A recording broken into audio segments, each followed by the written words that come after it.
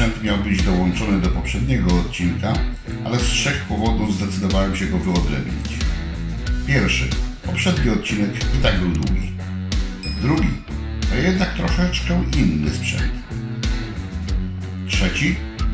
To nowy sprzęt. Więcej o nim powiem, jak go trochę sprawdzę. Na razie zobaczcie, jak się go montuje.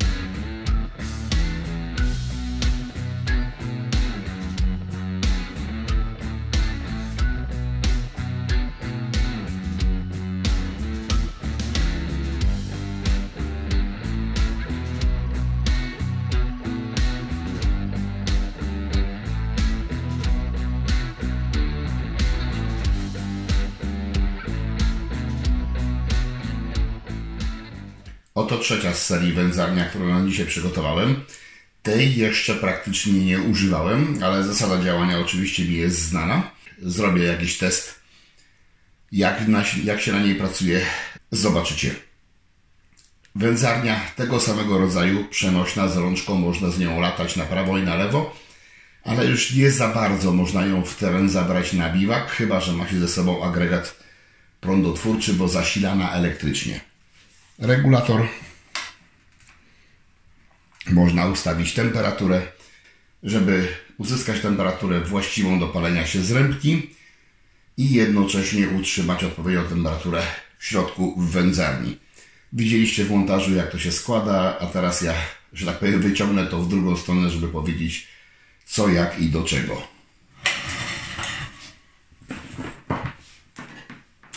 Może kabel wyciągnę, bo może mi przeszkadzać. Od góry termometr pokazuje, jaka jest temperatura w wędzarni. Ściągam pokrywę.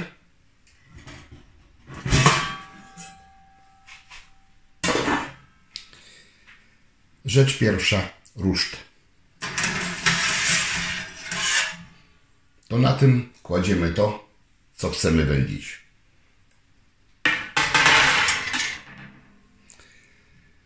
Element drugi, misa ociekowa.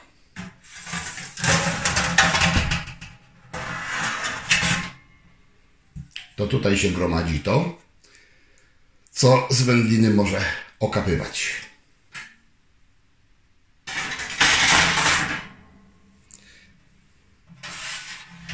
Tutaj może też pokażę, bo zarówno w przypadku tej płyty ociekowej, jak i tej płytki, na której są zrębki, zwłaszcza tej, gdybyśmy chcieli ją w trakcie wędzenia wyciągać, to ona oczywiście jest gorąca, do tego jest specjalne narzędzie.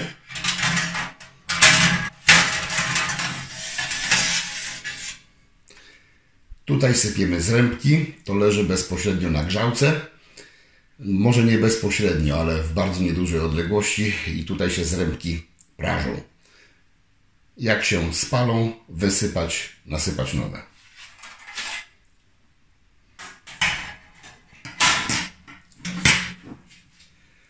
Środek już wcześniej widzieliście, grzałka i osłona grzałki. Taką wędzarnię, jak każdą wędzarnię, która ma w sobie grzałkę elektryczną, na początku trzeba wypalić. Trzeba nastawić na maksymalną temperaturę, niech się to wszystko wyżarzy, że tak powiem, wyśmierdzi odpowiednio, zanim my do tego włożymy jakieś rzeczy do wędzenia. Więc ja sobie to dzisiaj zaraz wystawię na zewnątrz, zasilę. Wsypię zrębkę też przy okazji, żeby zobaczyć, jak to dymi, jaki jest poziom dymienia. Oczywiście na rynku jest więcej tych wędzarni, ale wszystkie działają na podobnych zasadach, co tutaj pokazałem. Mogą się różnić budową, ale co do zasady wiadomo, że są to wędzarnie dla tych, którzy nie mają możliwości zamontowania wędzarni dorosłej, chociaż ja jestem przykładem tego, że mam i takie, bo na tych też da się rzeczy szybciej i wcale nie gorzej zrobić niż na dużych. Ale oczywiście nie wszystkie, tak jak powiedziałem. To nie jest dokładnie ten sam proces, co się dzieje w wędzarni. To jest bardziej obróbka termiczna w atmosferze dymu.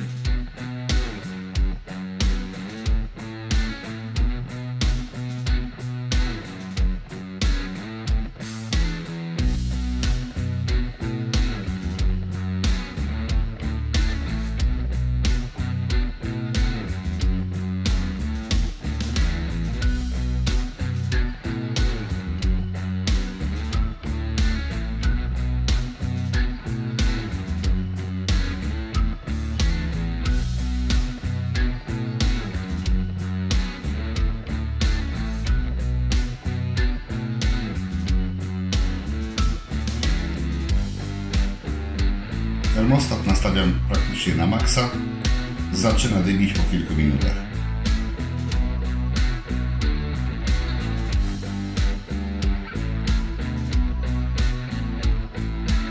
Maksymalnie osiągnąłem 150 stopni Celsjusza.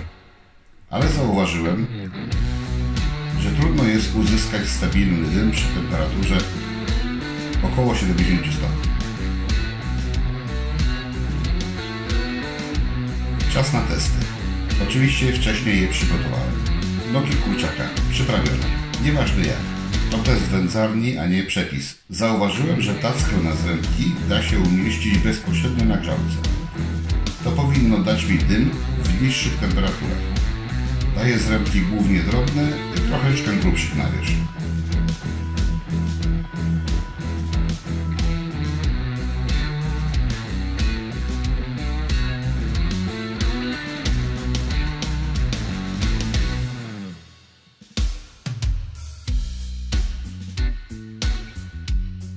Nogi porządnie wysuszone.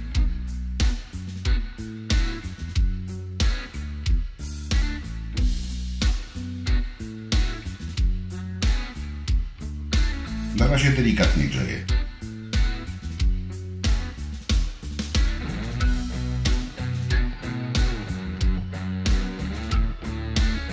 Jest dym i to już poniżej 50 stopni.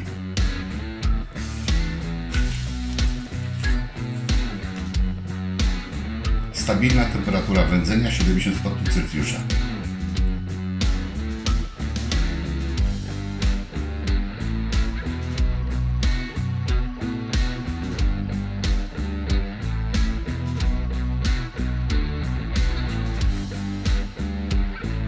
Kontrola numer 1. Na razie słabo.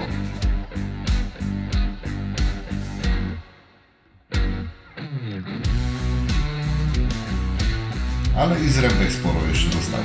Mimo to dosypię.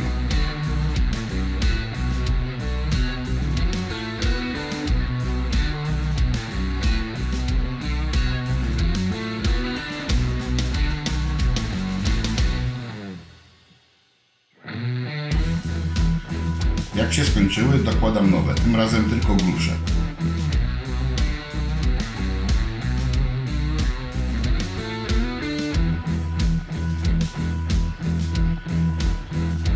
Podnoszę też nieco temperaturę. Chcę przetworzyć ciepłe mięso w wędzarni Mógłbym tego nie robić, tylko parzyć po wędzeniu. 80 stopni, 90 stopni Celsjusza. Tak zostawiam na 20-30 minut.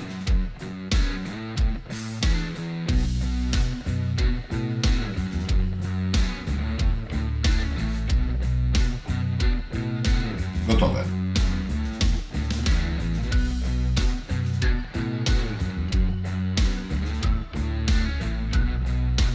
Teraz lepiej widać.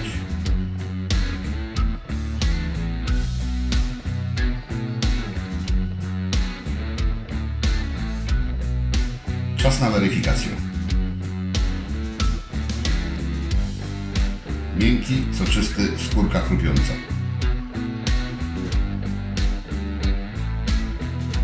Zajęło mi to około 1,5 godziny. Długo czekałem na kolor. Czas na test numer 2. Pieczenie. Przyprawiłem bez soli peprującej. Schab porządnie wysuszony. Tacka na zrębki, tym razem na osłonie. Mieszanina zrębki drobny i gruby. Nie będę tu kładał. Jak się skończą, zaczną piec.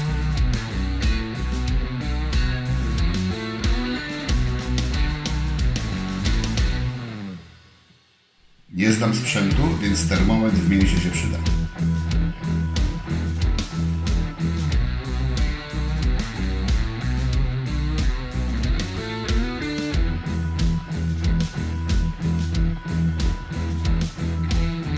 Tym razem grzeję mocniej. Dym się pojawia przy 80 stopniach.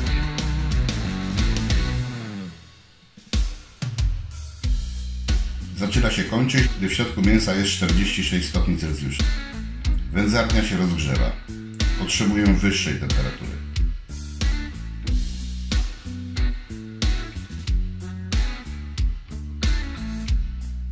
Przygotujemy smarowidło. Woda, miód, cytryna.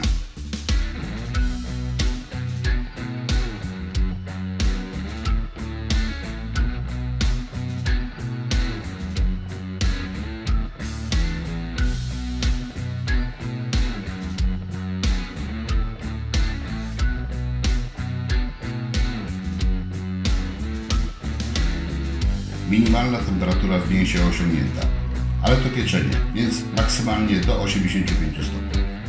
110 stopni, mało, zimno dziś na dworze. Maksymalnie osiągam 130.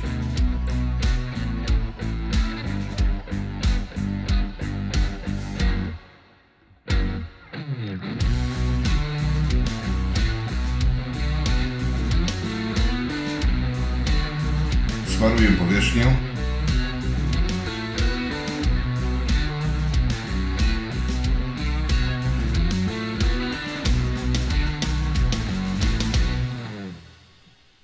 Za 10 minut koniec. Czas całkowity nieco ponad 1,5 godziny.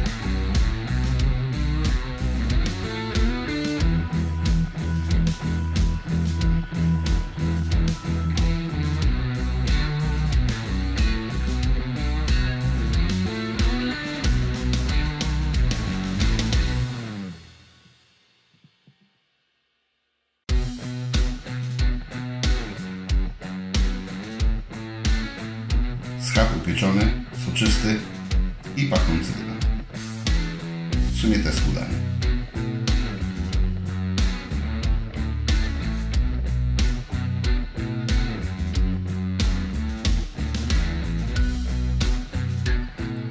Co innego znajomość zasady działania, a co innego przeprowadzone próby na żywym organizmie. To czasami potrafi zweryfikować. Tutaj nie jest źle, muszę powiedzieć. Nawet troszeczkę mnie zaskoczył test pierwszy, bo kurczak wyszedł naprawdę fajnie. Zdecydowałem się na podpiekanie, przetworzenie cieplne tutaj, w tej rurze, w wędzarni.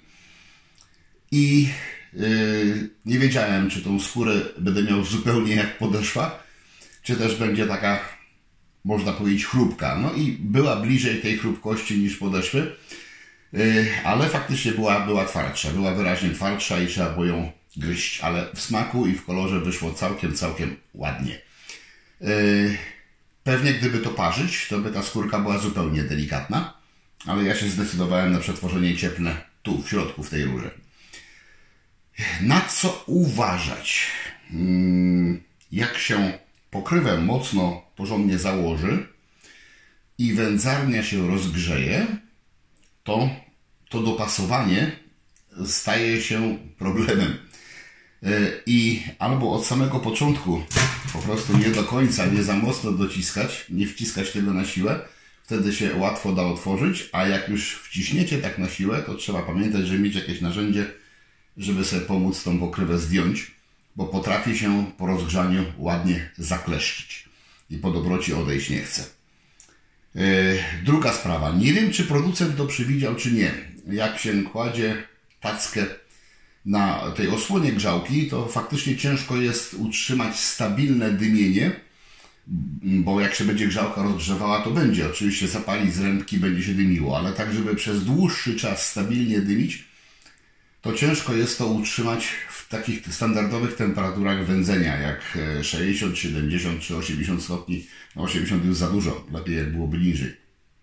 Ale, tak jak powiedziałem, nie wiem, czy producent to przewidział, czy nie, ale da się włożyć tą tackę ze zrębkami pod tą osłonę bezpośrednio na grzałkę i wtedy dym się pojawia już przy około 50 stopniach, a naprawdę stabilnie się trzyma przy 70. I to pozwoliło tego kurczaka naprawdę fajnie uwędzić. Za to, jak jest ta wersja wyższa, gdzie zrębki są na tacce, to ta stabilna temperatura dymu jest na wyższym poziomie i to się znakomicie nadaje do takiego barbecue, czyli aromatyzowanie dymem i pieczenie. Wtedy to się sprawdza jako piekarnik. Przy czym na testach spokojnie osiągnąłem 150 stopni na wypalaniu, a potem już w trakcie obróbki schabu niestety mi się to nie udało, że doszedłem do tego do 130. Pewnie to, że tego dnia było dość chłodno, miało swoje znaczenie, ale myślę, że jeszcze przynajmniej jeden element był istotny. Ja użyłem termometru i wbiłem go w mięso, poprzez to miałem uchyloną pokrywę, bo przecież nie mogłem zacisnąć tego kabla termometru na 100%. I właśnie poprzez to była mniejsza szczelność tej wędzarni i pewnie dlatego też większe straty cieplne. Więc gdybym mógł to obrobić w 150 stopniach, to pewnie ta powierzchnia byłaby jeszcze ładniej przypieczona, ale i tak wyszło naprawdę dobrze. Soczyste, przypieczone i pachnące dymem. No, z grilla Kamado mam lepsze efekty, ale nadspodziewanie dobre wyszły z tego. Także myślę, że rzecz warta uwagi, ale to musicie wy ocenić, czy wam coś takiego potrzebne, czy nie. Zasilane elektrycznie, więc tylko tam, gdzie z wtyczką i jakimś przedłużaczem jesteście w stanie podejść, da się tego używać. Wyraziłem swoje zdanie, w zasadzie jeszcze jedna rzecz. Naprawdę bym nie miał nic przeciwko temu, gdyby ten termometr był z drugiej strony. Mi on nie przeszkadzał, bo robiłem nogi kurczaka i robiłem schab, ale gdybym chciał tu wsadzić coś jeszcze większego, to on to jednak trochę wystaje. I myślę, że to też ogranicza możliwość, wielkość wsadzenia, ale to też z drugiej strony, jak będzie mi to bardzo potrzebne, to sobie przyniosę go na drugą stronę, a tu po prostu zakręcę śrubką jakąś krótką, żeby tylko otwór zamknąć. Nie ma tutaj takiego problemu z wilgotnością, jak w tych wędzarniach balkonowych z poprzedniego odcinka. Też trzeba na to uważać, też trzeba dobrze wysuszyć, ale poziom kondensacji wilgoci jest tutaj naprawdę dużo mniejszy. To pod tym względem jest ciekawsze rozwiązanie. Ale myślę, że przy niedosuszonej wędlinie, przy próbie obróbki czegoś, co porządnie nie wyschło, to i tak mogą tutaj wystąpić te posmaki kwaskowe, więc przelanie wrzątkiem na koniec też może się przydać. Wystarczy gadania. Jak się podobało, dajcie łapkę w górę. Zapraszam na kolejne odcinki techniczne. Jak już mówiłem tydzień temu, będzie teraz troszeczkę przerwy. Muszę najpierw je przygotować zanim je Wam pokażę. Także do zobaczenia. Piszcie w komentarzu, czy macie tego typu wędzarnie, Wasze doświadczenia, jak się Wam sprawdzają. Na Facebooku miałem informację, bardzo fajny odzew, bardzo wiele zdjęć daliście z Waszymi produktami i niektóre naprawdę wyglądały, no, sam byłbym z takich dumny, jakie Wam powychodziły, naprawdę. Trzymajcie się. Na razie, hej.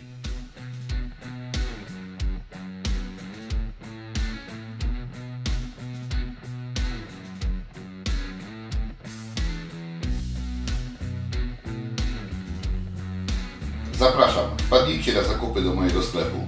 Znajdziecie tutaj takie rzeczy jak wędzarnie i generatory dymu, szynkowary, sprzęt dla winiarzy, sprzęt i surowce dla piwowarów, inne akcesoria do wyrobów domowych oraz unikatowe tematyczne koszulki i literatura dla pasjonatów. Zapraszam!